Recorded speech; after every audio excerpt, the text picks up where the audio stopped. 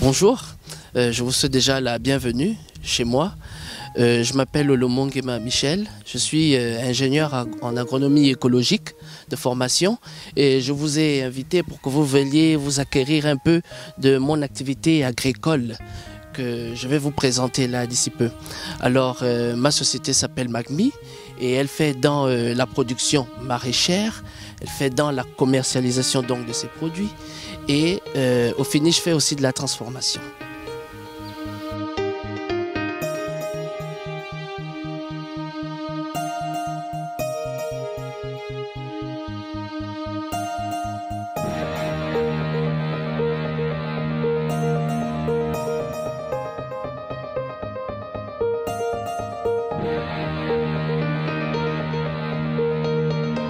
J'ai, disons, beaucoup de plantations, mais celle-là est la plus petite parce que ici nous avons l'équivalent de 500 mètres carrés sur lesquels, comme vous pouvez le voir derrière, j'ai tracé une dizaine de sillons.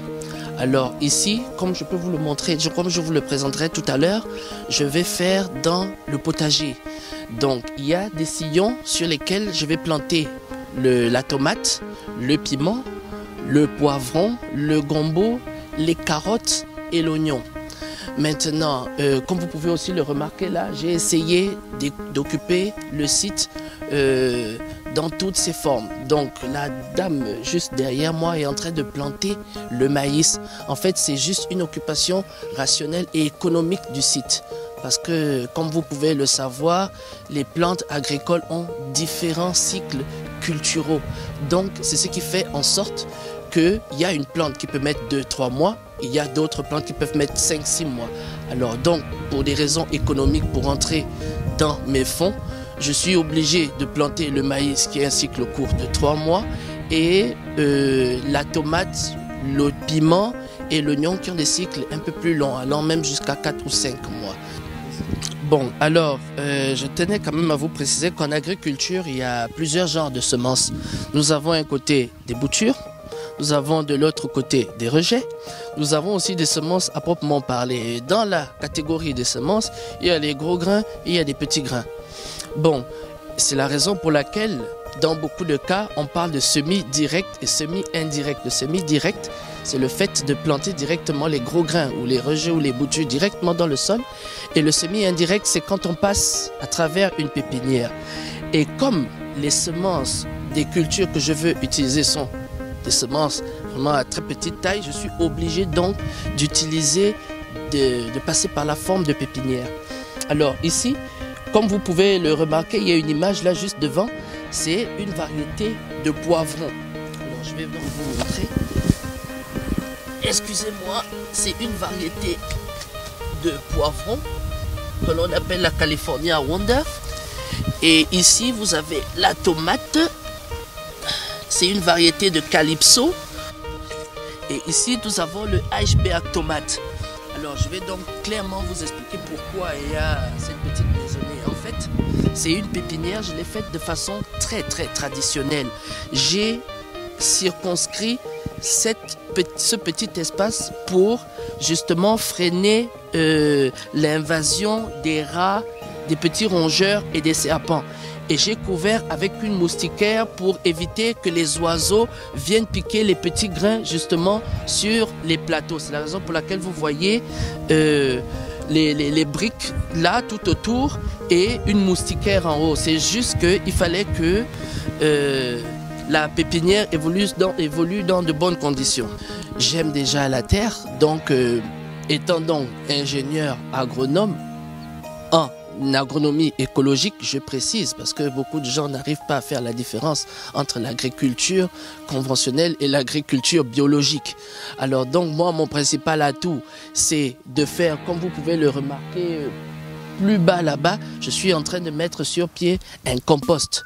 Le compost, c'est quoi? C'est le recyclage de tout ce qui est biodégradable, à savoir les papiers, les restes d'ordures ménagères et tout ce qui va avec. Donc, je me sers de ce compost-là comme engrais naturel pour justement enrichir le sol en azote et tout ce qui va avec. Si vous regardez un peu plus bas, j'ai fait exprès de garder un peu de paille. Cette paille nous provient justement du fait que l'on ait déjà débroussé la pelouse que vous voyez là, et j'ai fait exprès de mettre ça de côté parce que c'est ce que je vais utiliser comme mulch. C'est une technique agricole qui permet justement de garder l'humidité du sol et réduire au maximum les mauvaises herbes. Est-ce une manière de nous dire que vous plantez sans engrais? Oui, à 100%. Je plante sans engrais. C'est de l'agriculture biologique, et ça pour cet avantage que à court terme, les gens peuvent ne pas voir les retombées de santé qu'il y a dessus, mais à long terme, on va voir que ce sont justement des aliments qui n'ont pas de répercussions négatives tant sur la santé que sur l'environnement, parce que nous sommes tous d'accord que quand on utilise de la chaux ou des engrais chimiques, ça pollue le sol à long terme. Pourquoi? Parce que au fur et à mesure que l'on met des engrais, ça réchauffe le sol et ça s'encasse trop dans la terre au point où la terre n'arrive plus à justement se contenir. C'est comme un peu celui à qui on donne des médicaments. C'est-à-dire que c'est quelqu'un qui arrive, on lui donne des médicaments pour qu'on le dope, pour qu'il soit plus performant. Mais à un niveau donné, plus vous dopez, plus il est performant. Mais à un moment, le corps se fatigue et demande beaucoup plus. Pourquoi? Parce que les produits auxquels vous l'avez habitué ne suffisent plus. C'est la raison pour laquelle moi, je ne pratique pas l'agriculture normale. Parce qu'aujourd'hui, les agriculteurs, ils vont vous dire qu'il y a une certaine proportion d'engrais à donner. Mais cette proportion change après 5 ans, après 10 ans, parce que le sol s'épuise.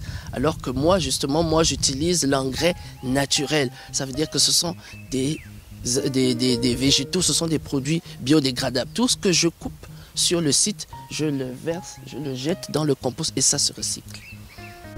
Bon, alors, je vais vous raconter une histoire très amusante.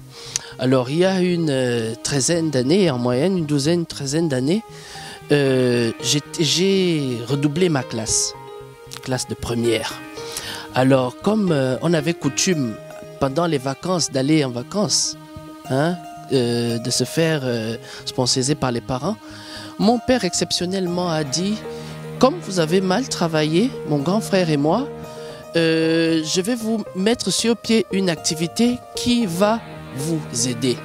Et c'est comme ça que nous, ayant aussi à l'époque un veilleur de nuit qui avait fait de l'agriculture, il nous a donc acheté tout le petit matériel agricole, à savoir les seaux, les engrais et tout ce qui va avec. Et c'est comme ça que le veilleur de nuit donc nous a appris à labourer, il nous a appris à mettre sur pied des planches, il nous a appris à faire des pépinières, et ensuite il nous a appris à planter et à entretenir les plantes. Ce qui fait que 3 mois plus tard, parce qu'on avait fait toute la période estivale, du moins ces grandes vacances, comme on le dit chez nous, on a commencé à vendre. Donc nous-mêmes on se réveillait à 5 heures du matin, on procédait à la récolte avec des têtes de laitue, on coupe, et puis on allait vendre nous-mêmes à l'époque à la gare routière. Et je vous rassure qu'au bout d'1 mois, on avait fait une recette nette, c'est-à-dire en enlevant le carburant, l'entretien du véhicule et toutes les courses qu'il y avait avec, on avait fait une recette d'en moyenne 200 000 en 1 mois. Rien qu'avec la vente de laitue, de tomates, de folon. C'est comme ça que je me suis dit, oh, c'est pas mauvais ça comme activité.